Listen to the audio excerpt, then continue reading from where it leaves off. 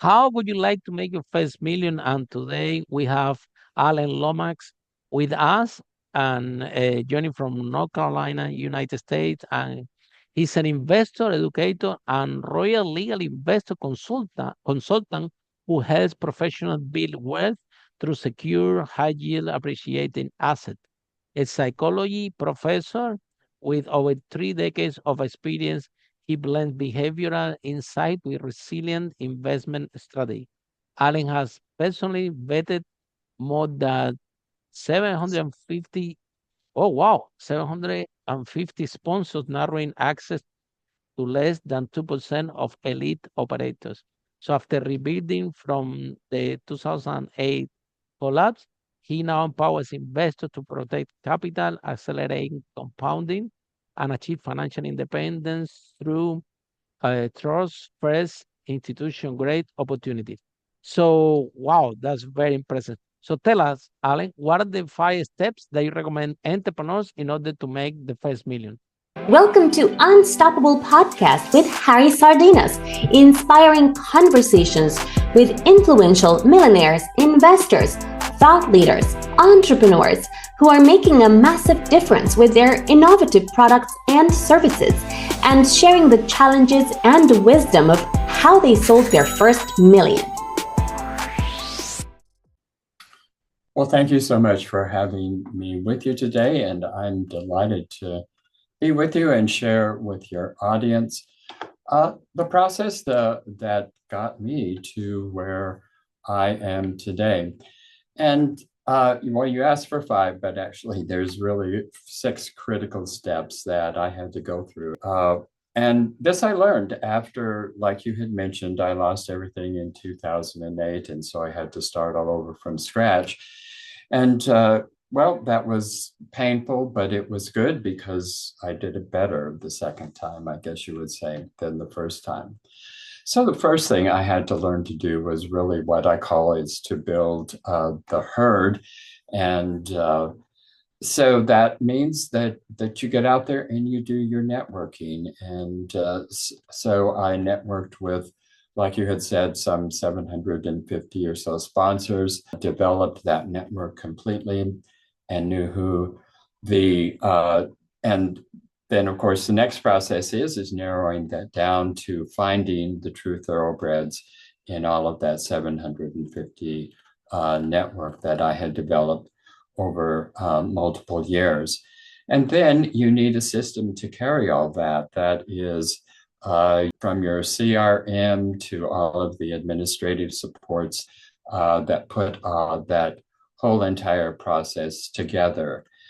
And then the fourth thing is to take that and then put it into an overall system, whether that's an LLC, limited partners, joint ventures, whatever that system is, all of that structure has to be put in place in order for everything to work together.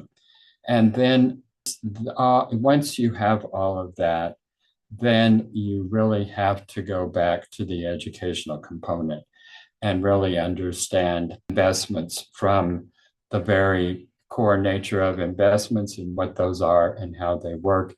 And we work specifically with private investments, not the public markets. And then really the sixth thing is to be able to keep all of that in motion. You have to have access, and that's where our wealth portal comes into place, because that's where access is found.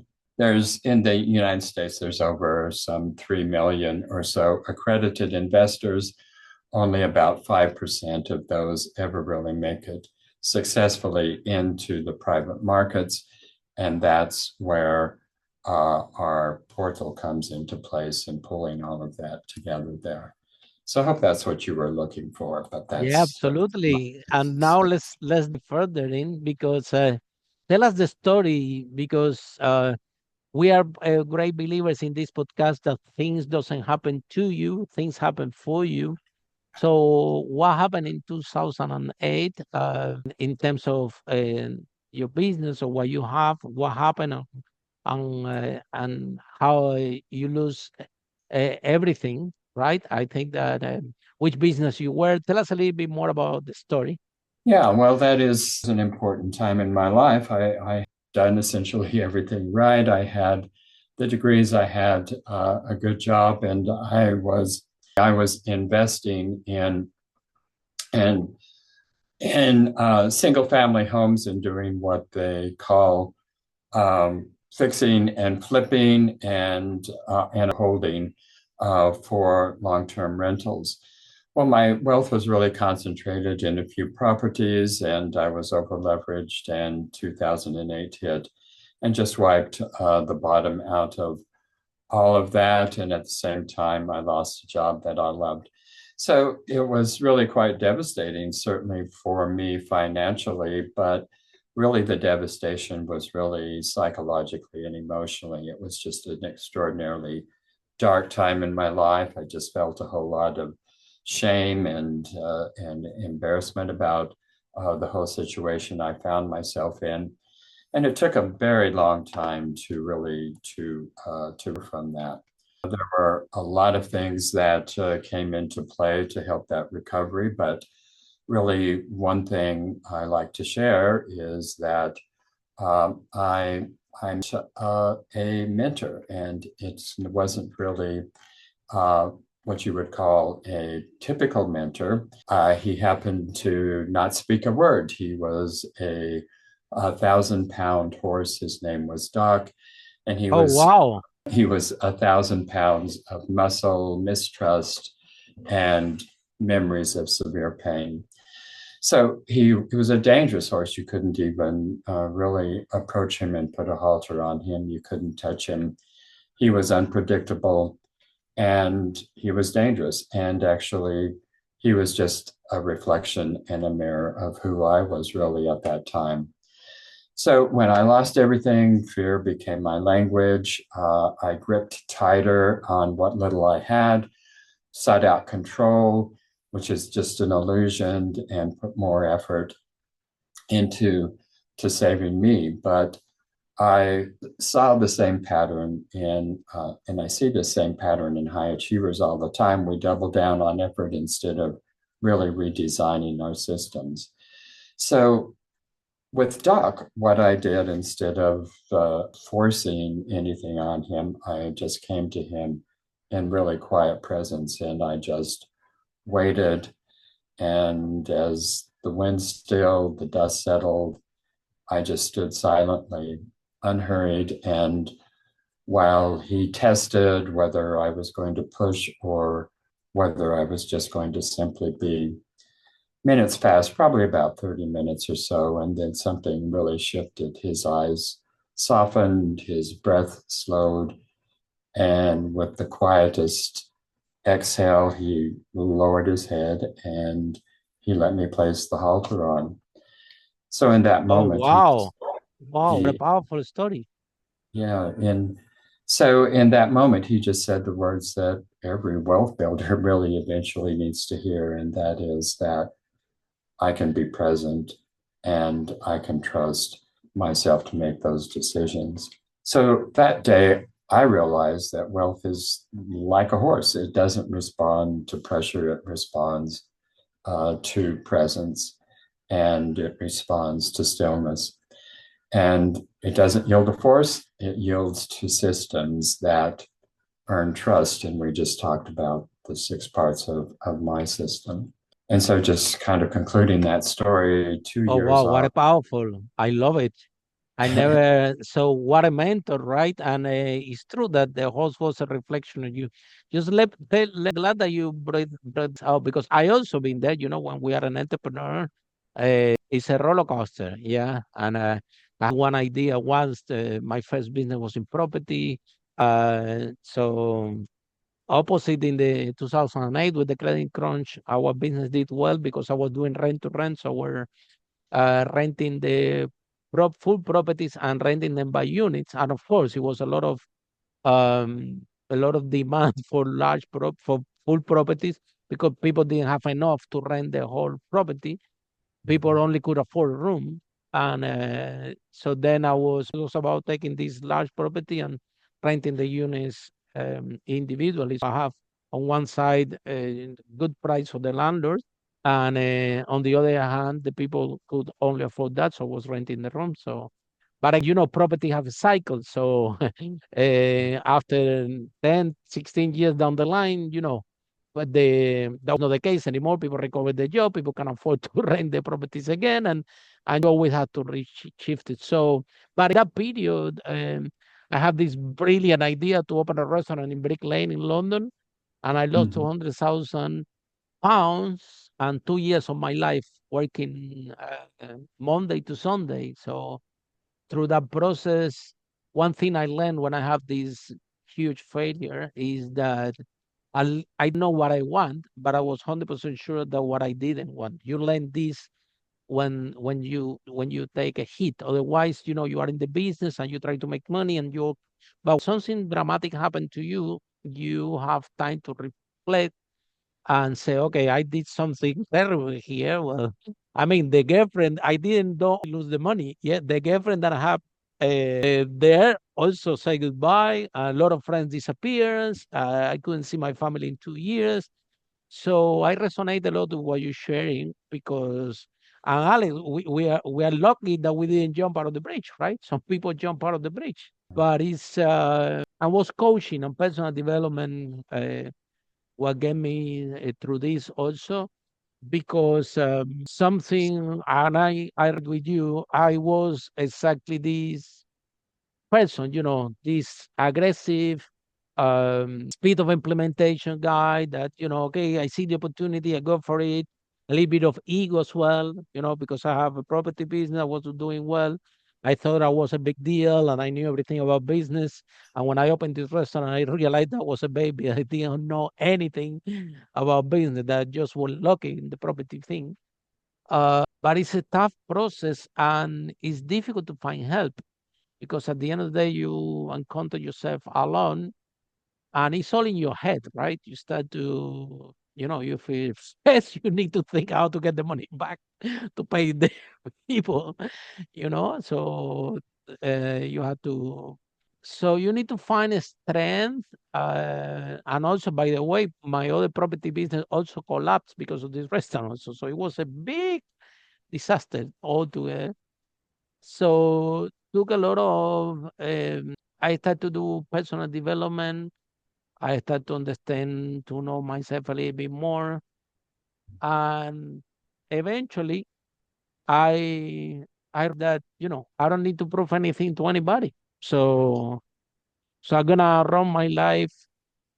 I will do what I can. I will rebuild the business that I like it. And now people call me and tell me, Harry, I have this business. We're gonna make millions. I say, what is gonna take?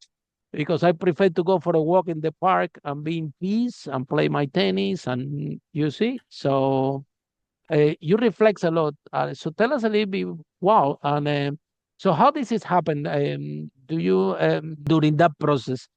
Because you need to hold on to some things in order to find the strength. And I'm impressed that it was this stubborn horse that you can find the reflection of yourself. So tell us about this process. Where do you find the strength to get back on track?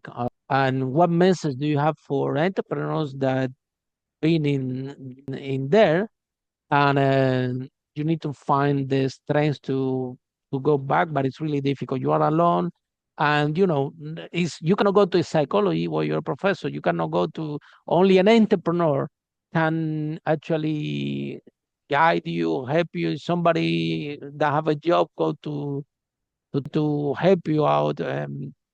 Is gonna be there because they don't know what you've been through, the pressure that you've been through, the responsibility that you've been through, with all those people. There were people living there, et cetera, et cetera. Especially when you property and you're a landlord, you have a lot of responsibility providing a place for living to people. So tell us, where do you find the strength? What was the process? And what message do you have for people doing property out there? Well, like you mentioned, there were a lot of people who jump off the bridge. And I understand that totally and completely because I was really at that point. Oh, I was wow. I actually was making plans to do that. Oh, And wow. and the thing that Why, is, Alex? Because you make it about yourself. yeah, You blame yourself for everything. exactly. Yeah. And Yeah. the Okay. stopped me from that was just realizing that much pain as I was feeling, doing that to myself would leave so many unanswered questions And to for your family also, to the people around you, you know? exactly. Yeah. And so with that realization, I realized that as painful as this is, as dark as this is, that there's a way out of it. And I wasn't sure what that was going to be, but I just started putting my skills together that, as limited as they were in terms of investing. So much pain. I remember I cry, you know, and my mom passed away and I cry a lot, but the day that I closed the business, the restaurant, I cry and it was so painful, you know. It was, and then you need to start to look for, because it happened to you before, well, you know where to go, but it's the first time this happened so fast, and all of a sudden, not that whatever you build, that for the comfort not only of yourself but for your own family. Now your family is kind of, you know, your loved one get impacted also. And we cannot blame anyone because, you know, we are the entrepreneurs. We take our decision ourselves. But being in business, this is what it is. It can work and sometimes works and sometimes it doesn't. Exactly. And we had just to let it go. My problem was I had the restaurant since I opened the first month. Even the mom of my girlfriend was telling me, close this restaurant. It doesn't work, Harry. She was an entrepreneur after the first month. And then I got so attached to, I'm going to save it. I'm going to make this work. And it was not that. It was the market was not big enough for that type of product. It was close to a credit crunch in 2009. So it was recovery in the economy. So there were a lot of things that I didn't have the knowledge. She knew because she already had several business. She knew that it's not going to work. I didn't knew. I thought I was invincible, that I'm going to make it work. And if it doesn't work, doesn't work. And sometimes, so I learned to surrender my ego. Okay, this is one of the things that I took a big hit, a big lesson, and I realized that I'm not a big deal. That I'm just learning, and if I can ground myself Yeah. and some realistic things, I can get wiped out and actually really easy. Okay, so I learned that. I didn't know that. Yeah. And I learned that I have to start to do personal development as well, which it was something that I didn't even know that existed. But basically, you know, when the business doesn't work, you start to get angry. Then you don't sleep. Now you're angry with your family. You remember uh, arguing with my dad a lot, you know, for no reason. That's just angry, right? Whoever talked to me, girlfriend and father, whatever, I'm just angry. I'm angry at myself also. And I didn't know. So, but definitely you need, so first things, okay, is try to find a personal development, try to find a mentor, try to find a coach and yourself, okay? Clear your Absolutely. head and re-empower yourself. And it's a healing process that it doesn't get recovered so easy.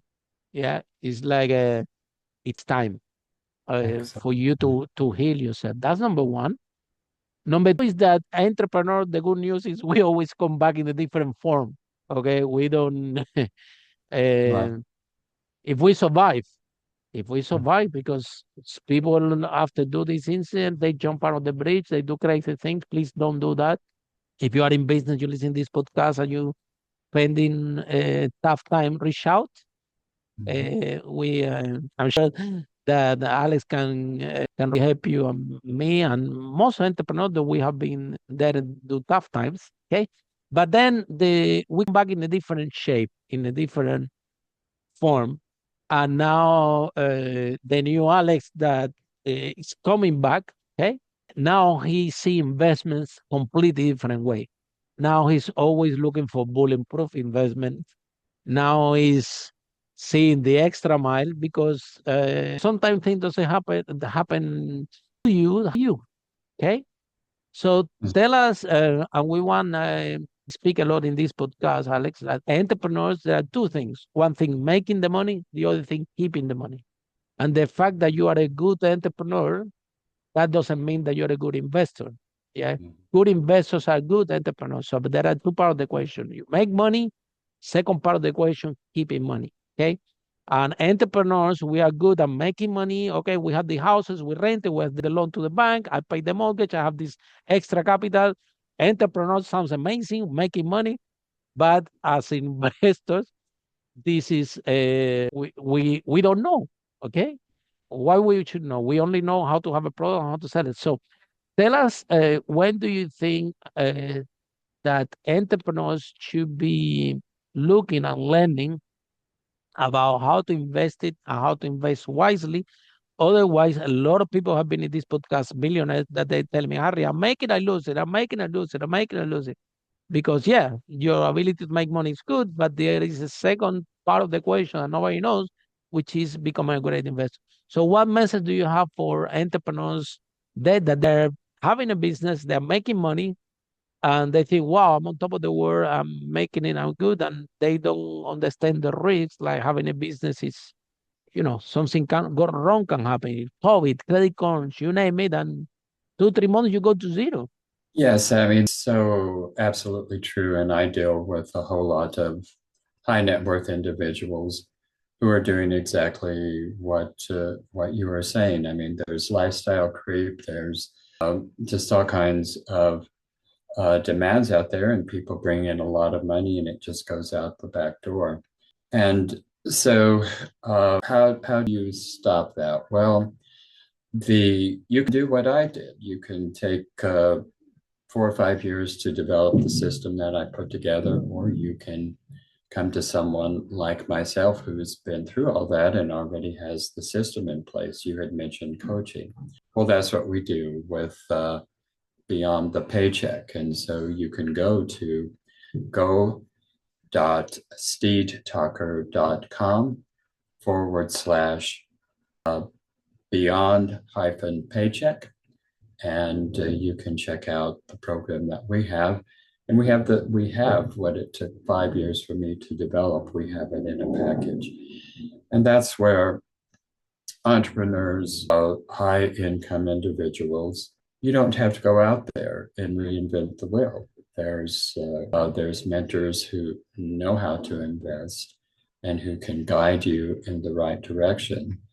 And you can focus on your entrepreneurial endeavors. You can focus on your professions, and using that money that you generated to put the money to work for you rather than working for money. And there's a huge there. And until money is working for you, you'll be working the rest of your life. Tell us about the system a little bit more that you develop. What do you take into consideration? And it's just for institution. It's for retail investors. Shall we call it like that? Correct? Correct. Right. Yes, day to day. Okay. Is it specialized in property, or there are other vehicles involved? Tell us more about the system, how you created it, how the people can benefit with this. Tell us a bit more about that. Well, it really took about 5 years to really put it all together and to put it into place. Wow, a lot of work. Yeah, but it begins with the educational component before we place any opportunities before people. I take them through a learning process so that they understand private placements from the bottom up. And once they really understand what private placements are, then we have the networks in place where we actually bring the opportunities to the investors. And education. Private placements, can you expand a little bit more? Private placements. in terms of of offerings from in terms of real estate. It's multifamily, self-storage, medical office, flex Wow, industrial, medical office. Wow, that and sounds good. yeah, I mean, medical offices are always going to be in demand, Oh, and wow. mobile home parks. And then we also bring oil and gas opportunities to investors, and Hmm. I hear and that they are good for tax, the oil they and are gas. they're good for our tax liability reduction. But real estate does the same thing. It just functions a little bit differently. So we two things. One is we the opportunities that we have curated, that we have underwritten, that we have done our due diligence on. So our investors have Wow. confidence the opportunities we bring have been well vetted, and the always looking at opportunities that provide for tax liability reduction. You had talked about you can make a lot of money. Well, one of the ways that people lose money is through taxes. High income individuals are losing anywhere from 45 to 50% of their income just right off the top through taxes. And so the investments we bring are tax liability reduction investment opportunities. So it's not just finding the right investment, it's finding the Mm, opportunities that also reduce 100%. taxes. Yeah. And the mobile homes, they give a great return, I heard. And I'm sorry, what was that? Like you said, the mobile homes also, Mobile these home are, park. yeah, Yeah. that's very good for return. Yeah, I have, Yeah. and I given a award in London to a billionaire. His name is Alfie Best, Uh-huh. and he bought most of the mobile home parks in United Kingdom, Uh-huh. and he developed a property there, low, so they are cheaper than the normal house in United Kingdom. So when people are getting retired and they have their the brick and mortar house and they're over 60, they say, you know what, I sell it and then I go on there and I live in the caravan park. They have everything. The house is called cheaper and they release of money that they get to holiday to cruise around the world or Yeah. whatever. And yeah, my friend make a billion out of this idea. He has even a movie in Amazon called The Gypsy Billionaire. So he's in most of the more last time I hear it was buying golf course and mobile homes. Okay, so Yeah. the I think that so also the investors, okay, retail investor, the once they understand the opportunity, see, they have to understand first, okay.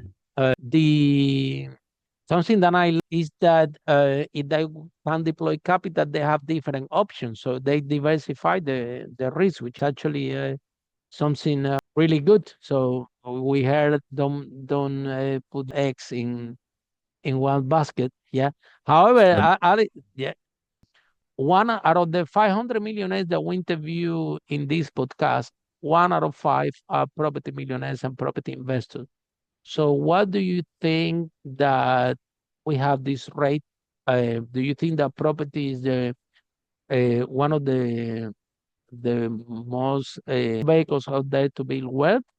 And tell us the good, the bad, and the ugly, because it doesn't matter what I say in this podcast. People are listening, and they say one out of five are property investor, property millionaire coming here, so it's easy to become wealthy in property.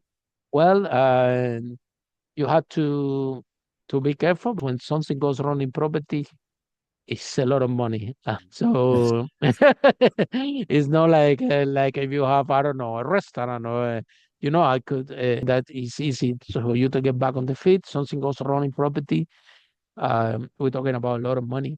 So tell us the good, the bad of the ugly of property, and um, why do you think that we have so many property millionaires in the? I mean, because this podcast reflects that. You just need to hear it. One out of five, and they come on there that in property. The interview previously they were doing self storage. Okay, they specialize in that. So we have a lot of people in this podcast, property investors, property millionaires, that come and they share the experience. So what do you think about the property vehicle to build wealth? Well, yeah, I mean, it's the ideal investment. It has that, it brings income, through rents, it appreciation, and it has depreciation, and it has uh, uh, leverage, and all of those components put together, you just don't get all of those components in hardly your investment. In other vehicles, yeah. And so you have all of that together. And the risks are, like you said, you can put a lot of money into real estate. And that's what I did initially before 2008. I concentrated in a few properties that I owned, that I managed, and so on and so forth. I don't recommend that high income individuals do that. You're much better off investing through syndications and pooling your money. You're reducing your risk. You're turning over the management to experts who know what they're doing and who have a track record. So you're reducing risk in a number of different ways, and you're doing it passively, and you're not taking away from your and professional endeavors that are actually feeding the growth of your wealth and development. And then also the other thing we didn't talk about in terms of how do you preserve your wealth? Well, that's what we do with Royal Legal Solutions. Is we help people set up foundations, trusts, LLCs, so that once they have their wealth is protected, so that it grows for generations there.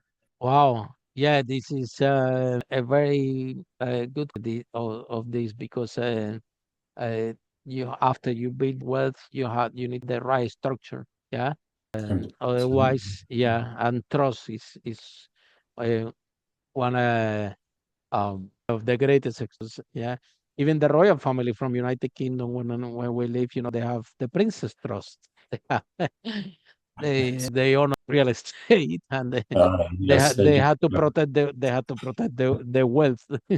So yeah, the first one familiar. I used to do this event in London. It was Property Investment Summit, and one speaker came to me. His name was Gillian Hollywood. They call it HMO Daddy. He was having a lot of loads of houses of multiple occupation. This is what we call in London HMO.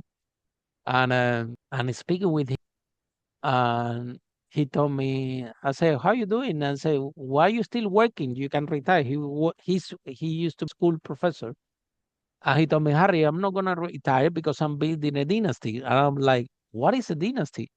He told me, "Okay, a dynasty is when the children of the children of your children of your children never have to work again." So I remember he was setting up trusts and things like that. So he was creating a structure. This is the first time I got familiar with the term. Like, so he's want to make sure that no one in his family ever again has to work, not because they just because they have, not because they have to, just because they want. Yeah, that was his legacy, and he was pretty old man, and still he was, going and coming to my events and speaking. So I think that yes, sometimes you build the wealth, but this can do a lot of benefit for your family, for the people that are coming after you. So um, with those individuals, can you share a little bit more? What I you have different property vehicles, okay, so people can diversify. And the other thing about syndication is that, you see, when you invest in syndication, right? It's a lot of people involved that even can and promote the investment, right? So Absolutely. because it's a lot of people, I don't know, someone is I don't know, connection with the city, so another one have a connection with the lawyers, another have a connection. So even the part of the syndication help the investment to become much more right. That's when you're taking the reason you're on. The reason you're on, it's too much, especially if you're starting, I think, right? Um, Mm. so what is the minimum that people can start with? And I'm glad to bring the education part, because the education part is just that is totally worth it. Because when we start to the into the property, hey, this is we and we making money, and all of a sudden we are in business by accident, but we don't really understand the dynamic in depth of what's going on until years and years happens. Especially those one like me that nobody in my family is an entrepreneur. How about you? Do you have any entrepreneur in your family, or how you decided to do the houses? Because I read your bio, you're a teacher, right? Nobody in my family um, are are entrepreneurs. We're entrepreneurs. Welcome to my life. So yeah, I didn't have, that family history, and I didn't have really any connections to the entrepreneurial world. So it's just been on my own volition, and It becomes really lonely, right? yeah, Yeah, and that's why building network was the most important thing for me. absolutely. It's because every person within that network are entrepreneurs in some way, shape, or form, Mhm. and One everybody of the brings. main reasons that we do this podcast is for this. You see, I'm Yeah, always surrounded with entrepreneurs, so we're never alone again, because the it become a lovely journey. Especially, you see, when I remember when I started my first business, I went out to the pub you do in London with your friends, and I said everybody's talking about the job. Oh, I'm doing this, I'm doing that, and I said, guys, you're not gonna believe I have this business with the houses, and I'm making this money, and nobody cares. No one cares. They were not interested. They didn't care. And I'm thinking, oh my God, is I'm going to lose my friends. They don't want to talk to me. Whatever I talk, not interested at all. So all of a sudden, the more the business grew, the more busy I was, and the more my current friends were interested in what I do, the whatever. So I lost all my friends. It was some point in the first 2 years, to get product market fit. My first question to get the first million, I was so in debt inside the business that I was living in East London, and I spent a whole year without even to go to Piccadilly Circus. And a friend, somebody came, and I went to Piccadilly Circus, and I'm looking at the center of Piccadilly Circus in London, and I'm thinking, wow, I haven't been here in a year. So I was in this East London there, concentrated, trying to make this business work, survive, and dealing with all the issues. And I was so immersed that, by the time was no friends, very little talk with the family, and I'm involved in this nightmare, in this hurricane, trying to make it work. And when you don't know anybody, because like I said, in my family, no one is entrepreneurs. Didn't even know what I was doing. I remember my mom said, "Mom, I'm gonna expand," and my mom always said, "Don't expand, don't expand." I want to hear this word. she, she's a teacher. My parents, they are teacher. My mom is philosophy, and my dad is physics and mathematics. So that they're great professionals, but they don't want to know yeah, about business. They don't understand it, and they didn't definitely want me to be there. So it was sometimes constant battle family as well. You know what I mean? Especially when things go bad. Yeah, when things go good and you have money and you're traveling and you help them out, and you see, like I was blessed that I could. My mom was sick once, and I picked her up from Cuba and bring it to. It took 1 year without working, and over 100,000 pounds, a lot of money, but I managed to save the life of my mom. And I was mm, thinking, if I was not an entrepreneur, back then my property business was doing well. I would save the life of my mom. My brother couldn't do anything about it. He's just need to go to work, and he doesn't have a year of holiday to look after the loved one. So uh, things were good, and it was amazing. I could do things for the people that I love that were kind of impossible, but not always goes good. Sometimes it's bad. Oh, when it's bad for everybody, I told you so. What are you doing? You should find a job. Why you don't have a job for everybody else? And they bring you job offers. Look, this is something easy. You can do this. And we have on wide in a different way, and you don't know what to say. So be there. So what message? What message for young people, especially listening to this podcast?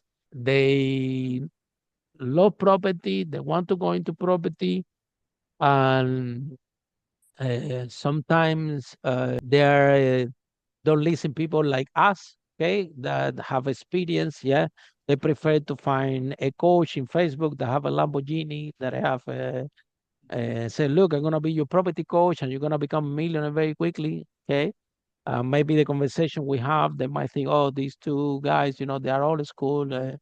What should be listening to them? So, what the message that you have for young entrepreneurs that want to go into property? I think the message I would for anybody is to find passion and cultivate your, and you will not in life as long as you are following your passions. Mhm. And if you're in business, things are gonna go bad. It's coming to you.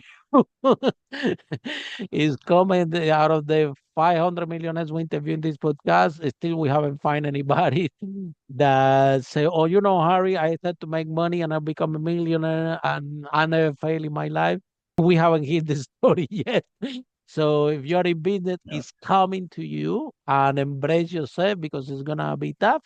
The good news is that you're gonna have a comments. You need to of any bridge. You need to kill yourself. You don't need to do anything. All you need is part of the process. Okay, become an entrepreneur and become a good investor. It's a skill base. Basically, the more you practice, the better you become. And I think the lesson was like, this happened to you in the credit crunch, or what happened to me in the restaurant, because we didn't practice enough to be an entrepreneur. We haven't developed the skill yet. And Absolutely. that's driving a car, right? You don't practice enough, you have a crash.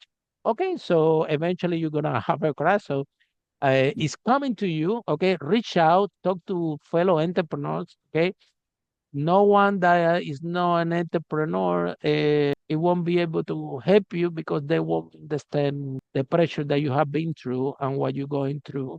Okay, and the responsibility, because that's the other thing. We need to deal with more responsibility than the rest of the people out there. Only 2% of the population are entrepreneur.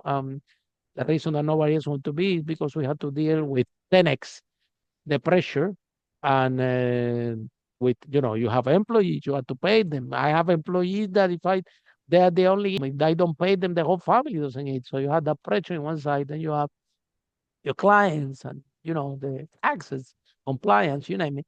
So we need to handle with a lot of pressure, and there is a lot of in our mental health. Okay, that and only we can find the solution, because nobody's gonna feel sorry for you, right? Look, he made millions and he lost it. Nobody's gonna feel sorry for you. You have to find courage, strength, and to heal yourself and come back into a different form. So, and build network. That's why I love your step a lot. When you reinvent yourself and come back, like I said, in a different form, in a more sophisticated form. Now you knew, like, that things can go bad again, but at least, I have a framework. I have a group of people, like, I'm being surrounded, around entrepreneurs, investors, the kind of people that do what you do, right? Give you a sense of community, right? And I think that I don't know if this podcast I do it anymore for the people and for me, because I have the pleasure to meet amazing people like you that, have been through similar process that I've been through. And this is I'm not alone. It's not only me, it's out there. It's because that's the thing. When this happened to you, you think that you are the only that this happened, because you don't know any better. And so thank you so much for sharing. That was very humble from you. And I really appreciate on behalf of our audience that you brought this up. can you please share again the website and your program? So if our listeners want to start to put the foot in property, they know that you take this very seriously. I can tell based on your story, and you are, try to do what is best, whatever it takes in order to keep the capital of your clients, as safe as possible. But investment, there is nothing secure 100%. Okay, so there is always risk involved. So tell us how people can find you, how this process works, if they can reach you in LinkedIn, if they are struggling in business, having a tough time, or they want to start to get their foot into a property. Again, can you share your website and how this process works? You bet. The best place to go is just go to our website, and it is Steed Talker. That's like the horse Steed, like we've been talking about. Steed Talker, STEEDTALKER.com. And from there, you can find out a whole lot about us. You can find me on LinkedIn as well, just at Alan Lomax, PhD. And so it has been a delight to be with you. Thank you so much for. It's been a pleasure. You made my day. Thank you so much. Thank you so much for sharing. And for all of you following the podcast, see you in our next episode. How brave entrepreneurs like Alan break that wall and make the first million. Bye for now. Bye. Follow us for more interviews with world's most influential, audacious entrepreneurs that overcame challenges and adversity, providing you with the blueprint of how they sold their first million so you can grow your business exponentially.